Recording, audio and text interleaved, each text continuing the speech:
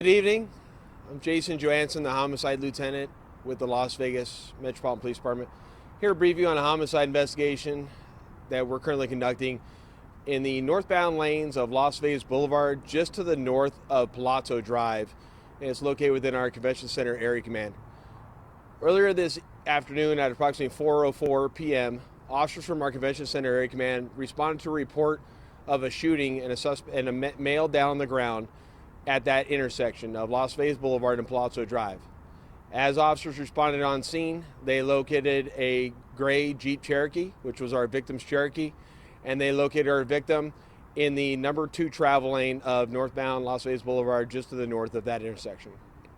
Officers went to where the victim was and met with additional witnesses there. They began providing and rendering medical aid to him until medical arrived, but unfortunately he was pronounced deceased on scene. As officers initially secured the crime scene and interviewed with several witnesses of the scene, as we reported earlier, the suspect vehicle was described as a silver Subaru WRX. It is believed that the incident was possibly linked to a road rage that occurred between the gray Jeep Cherokee, which was the victim's car, and the Subaru WRX. That information quickly was relayed to the rest of the patrol command throughout the valley, along with our Fusion Watch and through our local partners, and we were able to quickly identify a license plate for that vehicle. And that vehicle, through that license plate, we were able to get the registered owner's address, and our air unit was thankfully able to locate that vehicle very quickly at the registered owner's address, which is in the area of Washington and Torrey Pines. Officers responded there shortly thereafter, were able to secure that residence. And after summoning the occupants to exit the vehicle, they did and turned themselves into officers, and they were taken into custody without further incident. What we now know is that vehicle was only occupied by one occupant, which was a female in her 20s, and that our male victim, who sustained, as we reported earlier, a gunshot wound to the neck, was a male in his 50s. Based on those details, homicide responded. We took over that investigation. At the time we conducted the investigation, northbound and southbound lanes were both closed due to the crime scene. Both those lanes are now open and traffic is free flowing in Las Vegas Boulevard. What we know from the investigation from homicide is that prior to the incident occurring, both parties were engaged in a road rage incident where a victim, again, is an Uber driver who had 2 passengers in the car, and he was behind the suspect vehicle. During this road rage that is going on between the 2 cars, which sounds like it occurred in the distance of maybe a quarter of a mile, he comes to us. When both cars come stop, our victim exited his vehicle, approached the suspect car, banged on the driver's side glass possibly, and then that is when we believe he was shot. At which point in time, he himself was armed and he produced a firearm, but he collapsed pretty quickly right after he drew the firearm. His firearm was not in play at this time, it is believed, in this incident. As I stated earlier, there is no outstanding suspects in this case. This isn't an act of madness violence. Unfortunately, what's worse about it is it's a road rage incident. And so probably the biggest message to carry forward is, to me, is, look, there's a lot of road construction going on in the valley right now. We're starting to see an increase slightly in some of these road rage incident type of shootings, a couple of murders.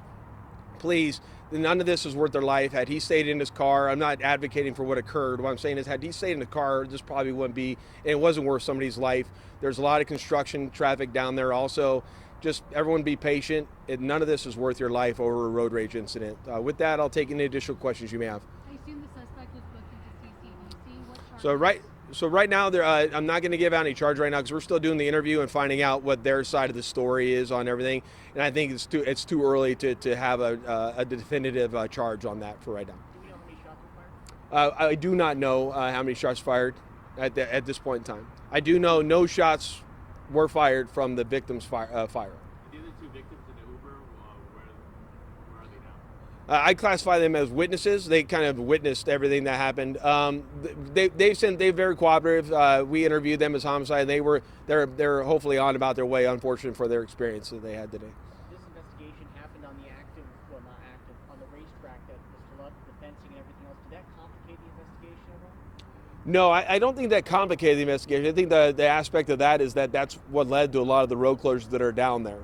So it occurred in one of the travel lanes that it was normally be the number 2 travel lane, but today it was the number 1 travel lane because of road closure.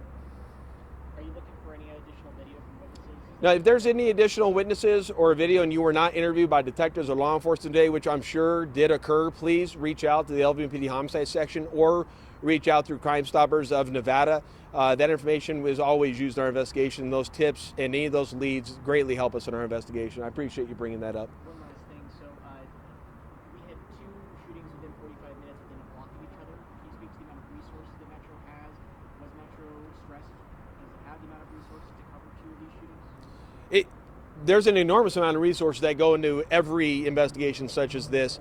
Our homicide team are prepared for it. We're broken up into squads to be able to account for these investigations. The real strain becomes on the patrol resources, because the patrol resources are trying to maintain crime scenes so that we can effectively do our job. And then for Fusion Watch and for our dispatch center. So there's a strain across the board on Metro, but it's nothing that we can't handle, but there is a strain. Did the suspect shoot through the window, or was it rolled down? I don't have that information for you right now. All right. Thank you, everyone. I appreciate your time.